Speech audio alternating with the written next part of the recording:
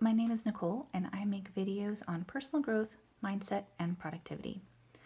So if you're like me, you've probably tried using a bunch of different planners over the years, trying to find planner peace, get organized, and keep it simple and easy at the same time. I've tried several different ones and I finally found a system that works for me. It is super productive, super simple, and only has 2 steps. It will work in any kind of planner, bullet journal, anything that you use. I've tried this in my traveler's notebook, my bullet journal. I currently use it in my Hobonichi. It also works in a ring bound system or even a happy planner. So what I'm going to do is I'm going to break it down for you right now and show you exactly how to do this system. The first thing you need to do is organize and prioritize your tasks. You can't schedule and plan anything if you don't have your priorities right with your tasks that you have to do. So the first thing I do is what's called quadrant planning. This is also originally came from something called the Eisenhower Matrix, but basically it's very simple. It's a tool that we use to prioritize our tasks. So if you have to make a big brain dump list of all of your tasks first before you can prioritize them, that's perfectly fine. But once you have the tasks, or as you go throughout your day or your month, you will go ahead and organize your tasks in 4 quadrants or in 4 different categories. So as you can see here, I have them split up into 4 different quadrants with just some example tasks. And the way that we prioritize things is very, very simple. You basically ask yourself about the task and ask, is this urgent or not? And is it important or not? And if you have a task that is both urgent and important, it goes in quadrant 1, the first area. If it's urgent but not important, quadrant 2, important but not urgent, quadrant 3, and not important and not urgent. So some examples of this would be, for example, if you have a credit card payment that's due very, very soon, or you have to make a doctor's appointment, or you have a deadline or a project that is due immediately. Basically, these are the kinds of things that you're probably not going to forget anyway because they're so urgent and so important, but that's where they go here in this first space. The next one is for things that they do have a deadline and they have a date where they might expire, but it may not be super important, such as maybe you have a coupon to your favorite store that expires soon, but if you don't use it, it's not the end of the world. Maybe you promised your family you'd go strawberry picking and the season only lasts for a couple more weeks. If you don't make it, like if an emergency happened, for example, it would be fine, but it does have a deadline of when it can be done. And for things that are important but they don't have a set deadline, so they're not urgent, maybe just calling your mom, you promised you'd call her sometime soon to talk about something in particular, return something you borrowed to a friend. They're probably not going to have a strict deadline for you, but it is important that you get that thing back. And for the last quadrant, not urgent and not important, I kind of think of this as the would be nice column, because it's things that you would be nice to get done, but you may not get around to them anytime soon, but you don't want to forget about them either. Things like cleaning out the closets, or there's a recipe you'd like to try sometime. So really all you need is you need 1 page in your planner where you can put this system in. Now, most of us have longer lists, so we have a lot going on in our lives, so maybe just 1 page may not be enough. You can split your pages over 2 pages and have quadrant 1, quadrant 2, quadrant 3, quadrant 4 lists, or a page per list, whatever works for you to get all of your tasks organized and prioritized. So once we have our tasks prioritized, then we can set them up in our planner. And this is where it gets really fun. So I scanned a page of my Hobonichi to set up this example weekly schedule. Now, what makes this so special and different is not the planner that it's in, it's the way that I have the tasks listed throughout my week. So you'll notice I have 3 sections here.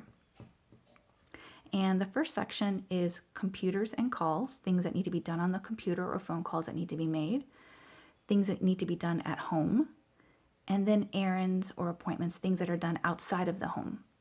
So this is grouping our tasks not into morning, evening, or night, or not into based on what project they're a part of, but based in the context of where I can do them. Some things can only be done at home, such as scooping the litter box or doing the laundry, right? And other things I need to have a computer or my cell phone in order to do them, such as paying a credit card bill online, balancing the budget, or making a phone call. Other things, you have to run errands, you have to leave the house in order to do them, such as going to a doctor's appointment, going to the pharmacy, etc. So, breaking up our tasks into the context and where we can do them is really what makes it so much easier to organize them and get them done more efficiently.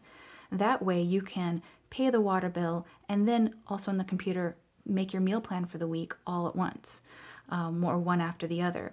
When you're at home, you can scoop the litter box and then mop and then bake cookies for the party, kind of lumping your time there together.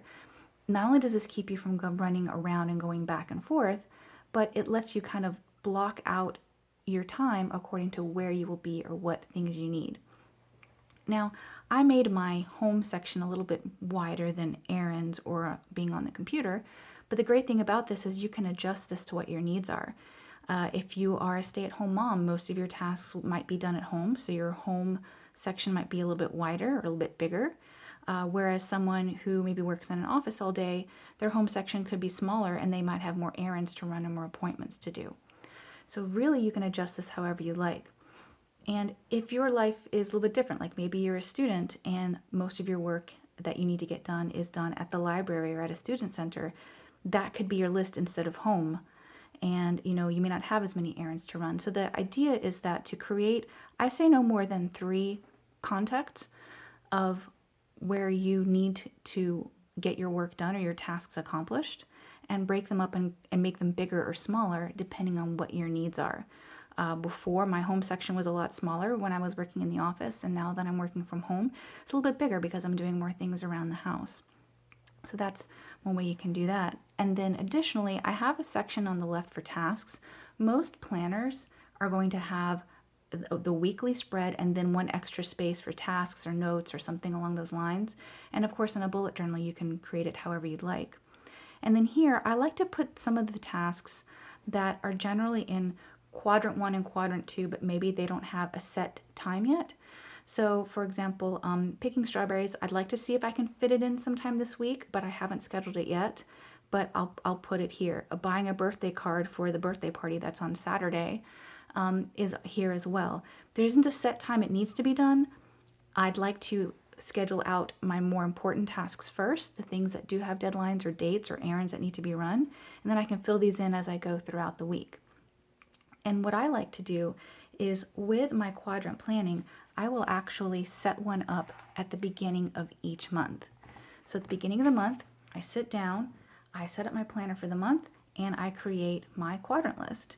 And mine is a little bit bigger, so I do use more than just one page, but I go ahead and do a big brain dump and list everything on there. And as the month progresses, maybe once a week when I set up my planner, I'll go ahead and review this, add more tasks to my weekly schedule, and add things as they need to be added. So it's pretty simple and pretty easy.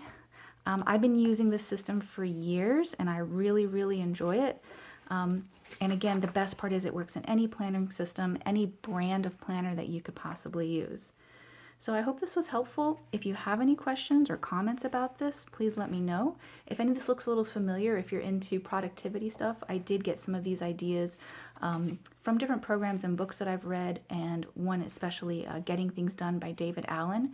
They implement some of these items into their system. So if you're really into this kind of stuff, I recommend that book very much.